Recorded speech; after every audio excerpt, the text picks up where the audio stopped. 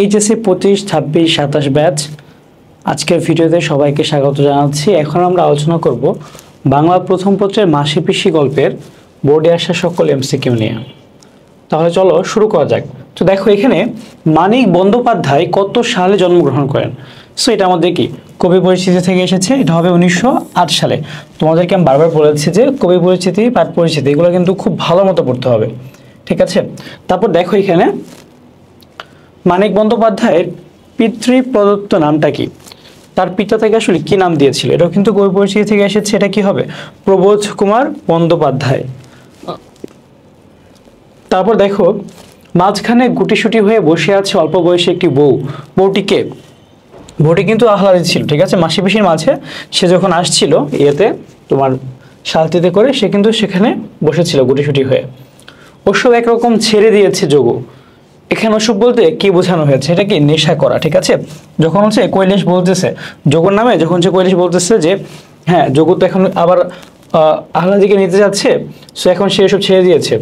মাসি পিসি গল্পে যোগু আর সেই যোগু নেই, কথাটি দ্বারা কি বোঝানো হয়েছে? এটা হচ্ছে চারিত্রিক পরিবর্তন, ঠিক আছে? যোগু কি এখানে বলতেছে কৈলাস যে তার চরিত্রটা পরিবর্তন হয়েছে, আর আগের মতো নেই।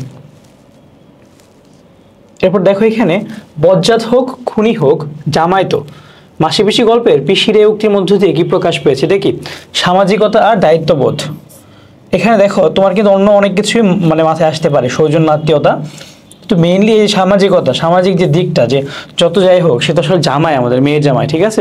সো এখানে কিন্তু এটা কিন্তু খুবই ডাউট হয় সবাই, এটা কিন্তু অনেক ভুল হয় অনেকের। ওকে,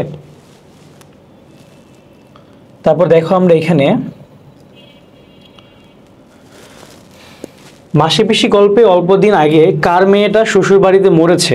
এটা হচ্ছে রহমানের, ঠিক আছে? বড় রহমান যে আছে, হ্যাঁ, তার মেয়েটা যখন মাসি পিসি কৈলাস কথা বলছিল, বড় রহমান কিন্তু তাদের সাথেই ছিল, তখন বড় রহমানের কিন্তু তার মেয়ের কথাটা মনে পড়ে।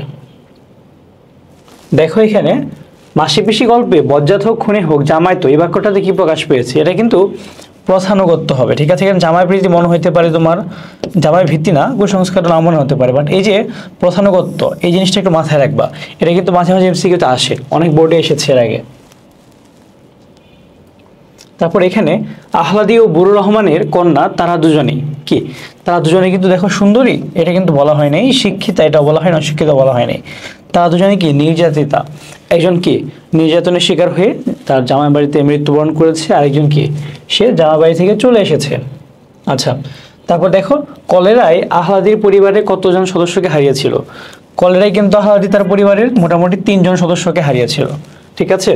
এই যে কোন রোগে, তারপর হচ্ছে কতজনকে হারিয়েছিল, আহ্লাদি তার বাবাকে গিয়ে হারিয়েছিল, এটা কিন্তু আসে মাঝে মাঝে এমসিকিউ। দেখো এখানে আহ্লাদি তার পরিবারের 3 জন সদস্যকে কোন অসুখে হারিয়েছে? এই যে কলেরাতে, ঠিক আছে?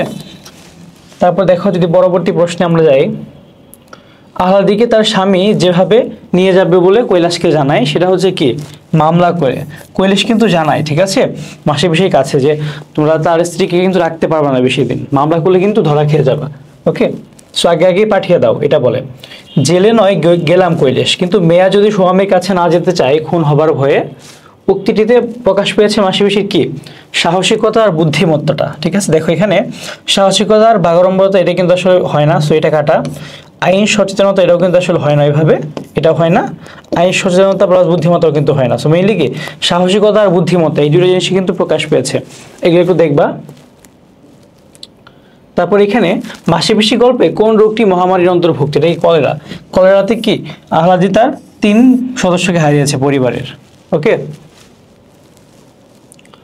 তারপর দেখো মাসি পিসি গল্পে আহ্লাদির বাবা কি অসুখে মারা গিয়েছিল? সেটা কি কলেরা। সো এই কলেরা নিয়ে কিন্তু বেশ কয়েকটা প্রশ্ন আসছে লাস্ট কিছু বছরে। মাসি ও পিসি কেন কাছারি যেতে রাজি হয় না? কাছারি বাড়ি যেতে কেন রাজি হয় না? আহ্লাদের নিরাপত্তাজনিত কারণে। দেখো যেতে ইচ্ছে করছিল না তাই বলে এটা কিন্তু হয় না।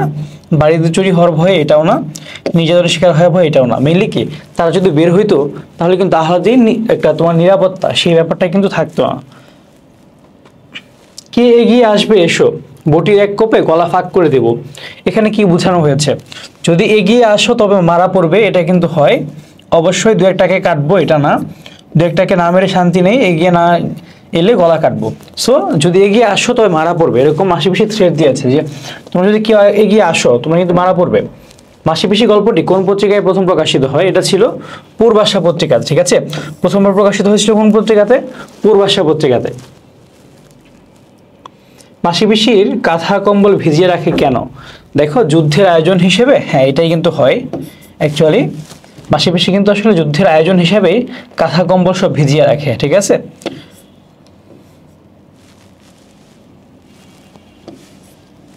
জমিদারদের দেওয়া আগুন নিভাতে, এটা আসলে মিন করে নেই অনেকদিন অপরিচ্ছন্ন ছিল বলে, এটাও না। পেয়াদাদের জাপটে ধরতে, এটাও না। ওকে, তারপর আসো আমরা সামনে যাই। এখানে দেখো যে শালটি কি কাঠের তৈরি, মানে শালটিটা কি কাঠের তৈরি। শব্দ এই প্রশ্নটা কিন্তু এসেছে শব্দার্থ থেকে। তোমাদেরকে আমি বারবার বলি যে শব্দার্থ বলো, পাঠ পরিচিতি বলো, কবি পরিচিতি বলো, এগুলো কিন্তু পড়বো ভালো মতো। ঠিকই, তাল বা শাল গাছের, ঠিক আছে, তাল বা শাল গাছের কাঠ দিয়ে কিন্তু এই শালটিটা তৈরি হয়েছে। আচ্ছা, তারপর দেখো মাসিপিসি গল্পটি নিচের কোন গ্রন্থে সংকলিত হয়েছে? এটা হচ্ছে পরিস্থিতি নামক গ্রন্থে। এটা কোন গ্রন্থে? পরিস্থিতি নামক গ্রন্থে। মাসিপিসি গল্পে শেষ পর্যন্ত ঐজ্জ্বল্য লাভ করেছে কে? এটা হচ্ছে মাসিপিসির বুদ্ধিদীপ্ত প্রতিরোধ। ঠিক আছে, এটা কি মাসিপিসির বুদ্ধিদীপ্ত যে প্রতিরোধটা, এইটা কারণ আহলাদি জীবন সংগ্রামটা কিন্তু এভাবে ফুটে ওঠে নাই, মাসিপিসির মধ্যকার ঐক্যটাও ফুটে ওঠে নাই, আহলাদির প্রতি যোগ্য যে আকর্ষণটা সেটাও কিন্তু ওইভাবে ফুটে ওঠে নাই। এরপর দেখো এখানে আহলাদিকে রক্ষার জন্য মাসিপিসির প্রচেষ্টায় তাদের চরিত্রে যে দিকটি প্রকাশ পেয়েছে তা হলো দায়বদ্ধতা থেকে মুক্তি, এটা কিন্তু না। সংগ্রামশীলতা, হ্যাঁ এটাই হয়। মানবিকতাও না, অস্তিত্ব রক্ষাও না। সো আমাদেরকে দেখো কি প্রকাশ পায়? সংগ্রামশীলতা। কারণ মাসিপিসি যে একটা প্রচেষ্টা করছে, তারা নিজেরা কি পরিশ্রম করে খেটে খাচ্ছে, প্লাস তারা আহলাদিকেও বাঁচাচ্ছে। ঠিক আছে, তাকেও কি মানে খাইয়ে পরিয়ে বাঁচাচ্ছে। সো এইটা। এরপর দেখো মাসিপিসি গল্পে মাসি ও পিসির এক দেহ এক মন হয়ে যাওয়ার কারণ কি?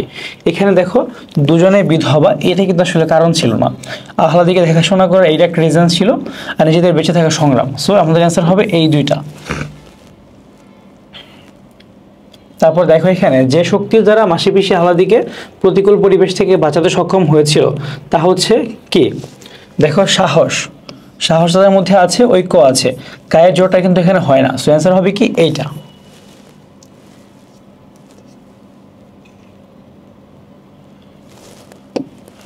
কারণে অকারণে বউকে প্রহার করা তাহেরের অভ্যাস। নির্যাতন সইতে না পেরে তার বউ আত্মহত্যা করে। তাহের পুনরায় বিয়ে করে এবং আবার স্ত্রীর উপর অত্যাচার শুরু করে। উদ্দীপক ও মাসিপিসি গল্পের সাদৃশ্যপূর্ণ দিক কোনটা? এখানে কিন্তু পুরুষের আধিপত্যবাদ, এটা কিন্তু আসলে ওইভাবে দেখায় না। নারী অসহায়ত্ব না, উগ্রতাও না, নারী নির্যাতন। ঠিক আছে, এটা কিন্তু একদম মেইন এখানে। এরপর দেখো যে সেই উদ্দীপকের তাহের মাসিপিসি গল্পের কোন চরিত্রের সাথে সাদৃশ্যপূর্ণ? তাহেরের সাথে আসলে কার মিল আছে? এটা কিন্তু অবশ্যই কি কানাই হবে না, গোকুলও না, কৈলেশও না, যোগু। হ্যাঁ, যোগু কিন্তু তার ওয়াইফকে অত্যাচার করে। সো তার সাথে এখানে মিল পাওয়া যাবে। জহির রায়হানের হাজার বছর ধরে উপন্যাসে গ্রামীণ যুবক আবুল বউ পিটিয়ে আনন্দ উপভোগ করে। উদ্দীপকের আবুলের সাথে মাসিপিসি গল্পের কোন চরিত্রের মিল আছে? এটা কি হবে? অবশ্যই যোগুর সাথে মিল আছে। ঠিক আছে,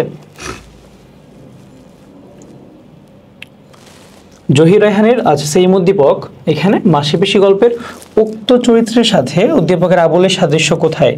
এটা কি স্ত্রীর প্রতি নির্যাতনে, নিষ্ঠুর আচরণেও না, কর্তৃত্বপরায়ণতায় না, স্ত্রীর প্রতি অবজ্ঞাও না। ঠিক আছে, এটা কি নির্যাতন? মেইনলি আমরা নির্যাতনকে তুলে ধরেছি এখানে।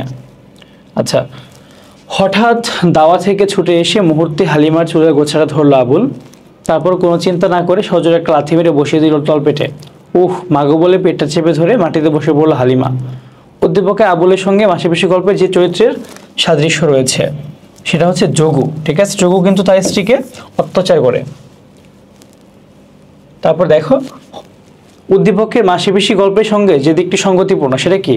নারীর সংগ্রামী মনোভাব না, সমাজে লিঙ্গ বৈষম্যও না, শাশ্বত মাতৃত্বের মহিমাও না, এটা কি নারীর নির্যাতিত রূপ। এটা স্বামী পরিত্যক্তা হতদরিদ্র জয়গুণ সূর্য দীঘল বাড়িতে একা বসবাস করে।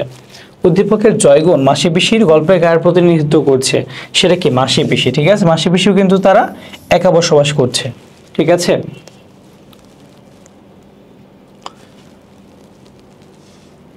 স্বামীর মৃত্যুর পর প্রতিকূল পরিবেশে টিকতে না পেরে রোকেয়া ভাগলপুরে মেয়েদের স্কুল ও বৃদ্ধাশ্রম প্রতিষ্ঠা করে নিজেকে শিক্ষা বিস্তার এবং সমাজসেবার কাজে ব্যস্ত রাখেন। এখানে মাসিপিসি গল্পের মাসিপিসি উদ্দীপকের রোকেয়ার সাথে কিসের মিল আছে? অন্যের প্রতিবাদ না, সমাজসেবায় না, সামাজিক নিপীড়নেও না। অ্যান্সারটা কি হবে? স্বাধীন পেশা নির্বাচনে।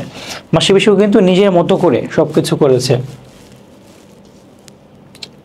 বাংলাদেশের অনেক পরিবার যৌতুকের জন্য পুত্রবধূকে নির্যাতন করে, এমনই নির্যাতনের শিকার মমতা।